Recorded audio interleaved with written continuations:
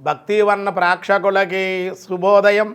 10/4/2024 స్వస్తి శ్రీ చాంద్రమానం క్రోధినామ సంవత్సరం ఉత్తరాయణం వసంత ఋతువు చైత్రమాసం శుక్లపక్ష విధియ బుధవారం. విధియ రాత్రి 8:15 వరకు, అశ్విని నక్షత్రం ఉదయం 7:11 వరకు, తర్వాత భరణీ నక్షత్రం తెల్లవారు రేపు ఉదయం 6:05 వరకు ఉంది. వర్జం సాయంత్రం 4:20 నుండి 5:52 వరకు. దుర్ముహూర్తం ఉదయం 11:45 లగాయతు 12:25 వరకు. సూర్యోదయం 5:51, సూర్యాస్తమయం 6:10. అమృత గడియలు రాత్రి 1:30 నుండి 3:07 వరకు. రాహుకాలం మధ్యాహ్నం 12 నుండి 1:30 వరకు రాహుకాలం. శుభ సమయం ఉదయం ఈరోజు 6 గంటల నుండి 7:30 శుభకాలం. మధ్యాహ్నం 3 గంటల నుండి 4:30 వరకు శుభకాలం. విష్కంభం మధ్యాహ్నం 12:56, బాలవ రాత్రి 9:13, కౌలవ కరణం రాత్రి 8:15. చంద్రదర్శనం ఉమా శివాగ్ని పూజ, శివ గౌరీ పూజ అని ఉంటుంది, అది చేస్తారు. చాలా విశేషం ఈరోజు.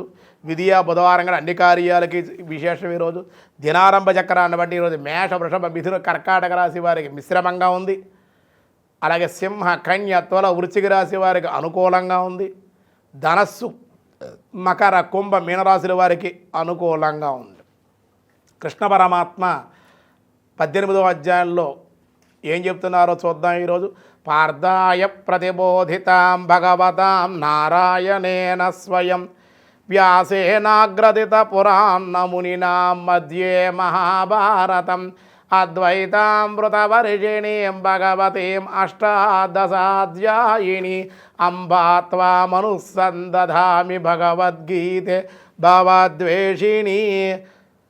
కృషిగౌరక్షవాణిజ్యం వైశ్యకర్మ స్వభావజం పంచరాత్మకం కర్మ శూద్రస్యాపి స్వభావజం. వ్యవసాయము, గోరక్షణ, క్రయ విక్రయము రూపమున సత్య వ్యవహారము ఇవన్నీ కూడా వైశ్యుల స్వభావం. అట్లే అన్ని వర్ణాల వారికి సేవించుట శూద్రుల స్వాభావికము కర్మ అని చెప్పడం జరుగుతుంది. మిగతా విషయాలు రేపు చూద్దాం. ఈరోజు స్వస్తి.